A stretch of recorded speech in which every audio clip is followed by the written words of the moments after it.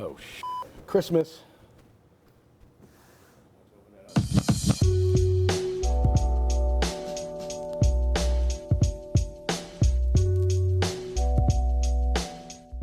Hey, what's up? This is Stash, Brooklyn, New York, Beyond the Box, sneaker news. In the mid-90s, early 2000s, we opened a store called Recon in 98 exactly. And that was to showcase our brand, our clothing brand called Recon, graphic design-based clothing studio from New York. As I expanded my business and just like most of us really into footwear, I had the opportunity to open a sneaker store. The neighboring store where I was on the Lower East Side, I got my hands on the space. I don't know why I decided to open a sneaker store, because at that time I wouldn't know a Jordan 2 from a 6, and I was not very educated, but very passionate. Oh, Christmas. It's like Pulp Fiction. Am I gonna get like a glow or whatever? Like I'm gonna, oh, okay. I think I might recognize the box. So, you know, this, this is obviously a very landmark thing for me, this shoe, because it's something I worked on very early on and carried out the consistency through what I wanted to do with this shoe through other models, right? So if I'm not mistaken, it's the BW.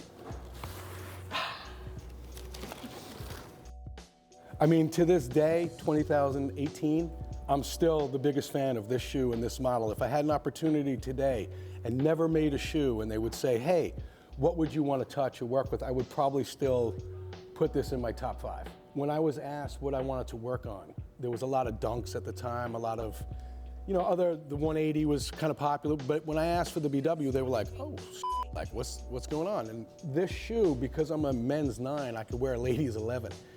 And I went high and low looking for different colorways of this BW because they had gray and orange, or, the ladies' colors were banging, but it was the same model. I think I'm one of the first non-athletes to get to work on a shoe project where they definitely ventured more into artists and started working with young brands, not big fashion houses. So this shoe, when I first sampled it, I had asked if I could use Gore-Tex. And they were like, oh, Gore-Tex, what are you, crazy? I didn't understand licensing fabric and the whole way it worked, So the colorway, which I'm gonna all you guys up with. Everybody asks about the blue pack, the colorway, what's the origin? I'm a New York City graffiti artist. I'm a product of my own environment. And growing up, riding the subways was a gray train with a blue stripe. And I really think that had a lot of influence on myself. It is a mix of being just a New Yorker. These colors, really, I wanna just say, from riding the subway and just being, a city kid, the blue sky and the gray concrete, like it's as simple as that, but I will lean a little bit more towards the MTA. I gotta say too, at the time, when the shoe dropped, this box was new. The whole slide box was a very new thing. And that was also like, oh, we get a whole new operation back then, which I thought was also really cool.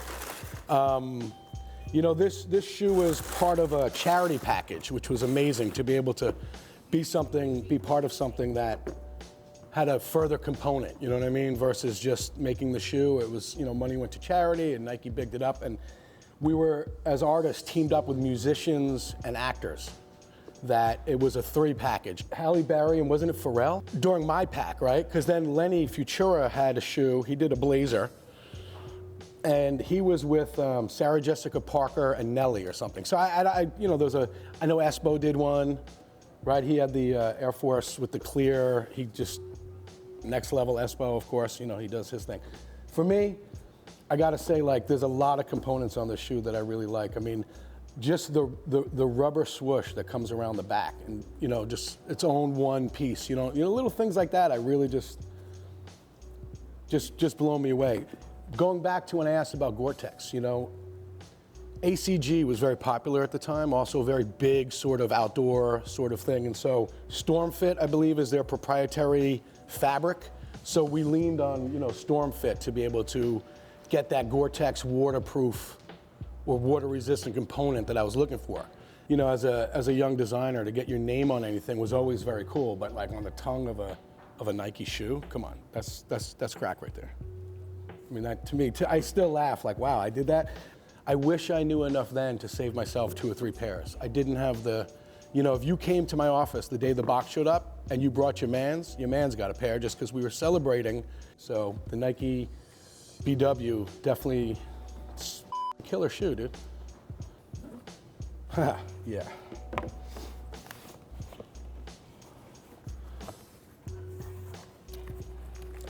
I mean, yeah, you know, Air Max Day last year, I decided, you know, I'm gonna take mine out and wear them.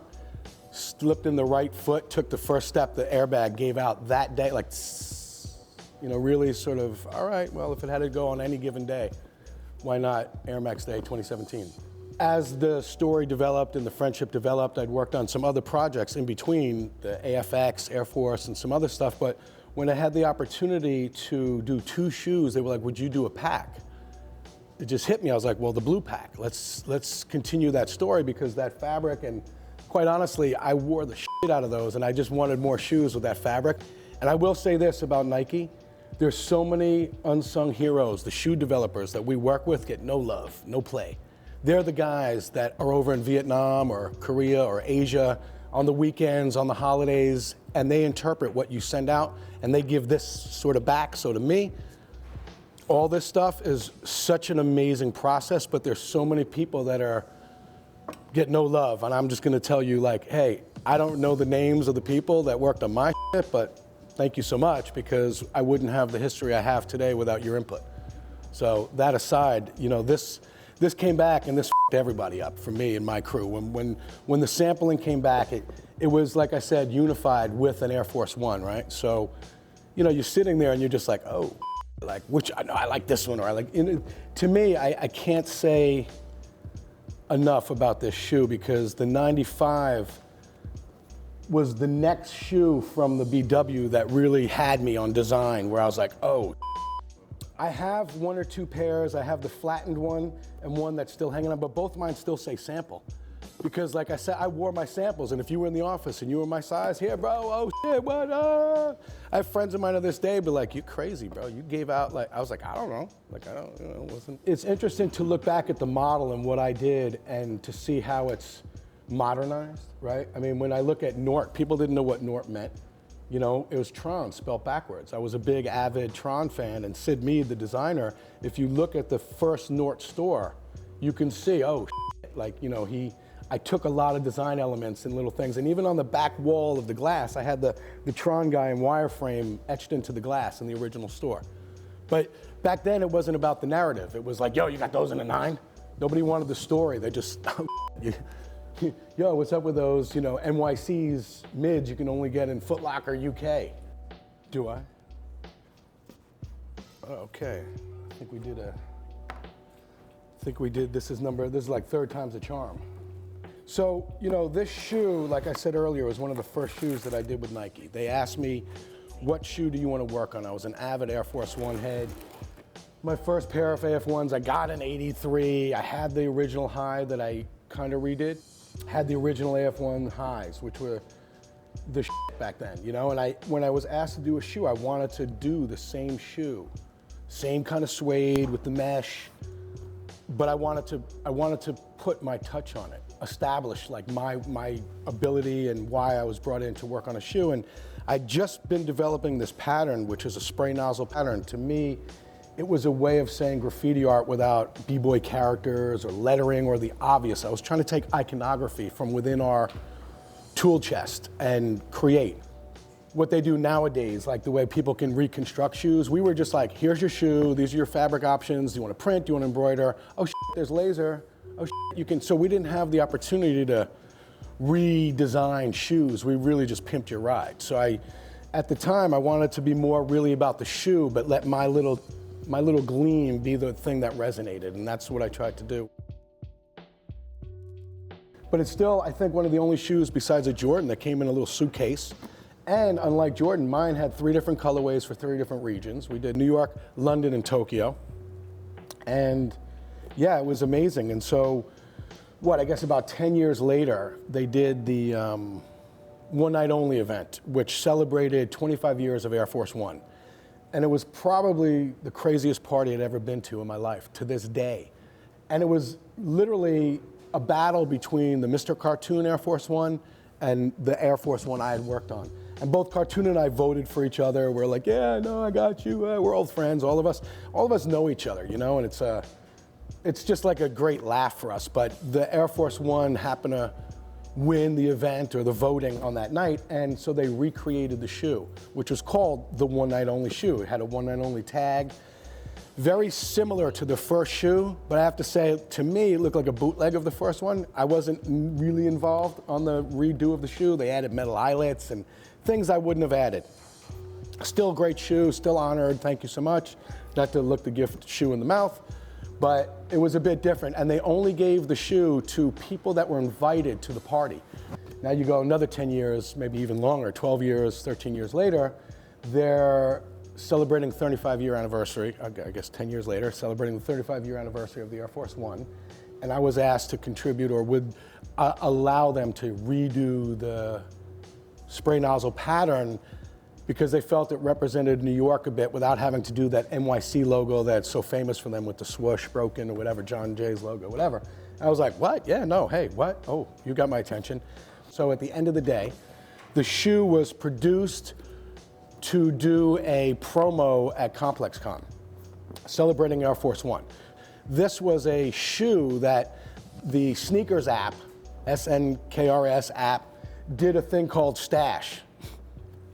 No, we're giving the shoes away. Here's an app. They're gonna run around. You're gonna stand here. You're gonna sign them, and then you're gonna give them away. I was like, what? Okay. What time? Okay. So I show up, and sure enough, madness. People are just running around, holding their phones, trying to get signals, and boom, the line queues up, and they literally gave away 90 pairs of these shoes at Complexcon.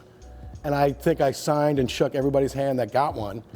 And I'm a funny dude because I understand the aftermarket, so I kind of mark and tag boxes a certain way. So in the afterlife, I may sort of be like, oh, I remember that cat. Oh, I know where that came from. Because it's just my own personal analytic and fun sort of thing to do. So I've seen a lot of stuff out there like, I remember you. Hope it paid your electric bill. When the shoe dropped originally in the case in the New York launch, it was crazy because not only did I have a store on Elder Street, I live 4 doors down. That's how I got the shop.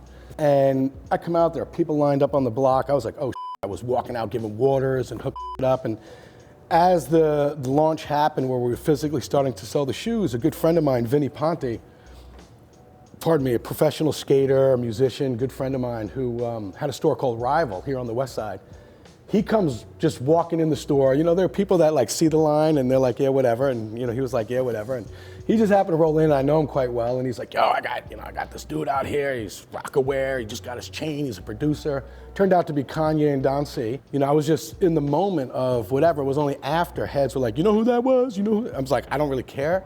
Not to be a dick, but like, it was my day.